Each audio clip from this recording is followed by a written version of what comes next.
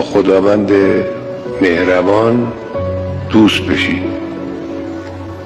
دوستی با خدا چجوریه؟ وقتی نماز میخونید جوری نماز بخونید که دارید با خدا حرف میزنید، این میشه دوستی با خدا. وقتی نماز میخونید جوری نماز بخونید که دارید با خدا حرف میزنید. ما مظلومیم اما قوی هستیم، مثل مولامون امیرالمؤمنین. امیرالمؤمنین مظلوم ترین بود اما قوی ترین بود.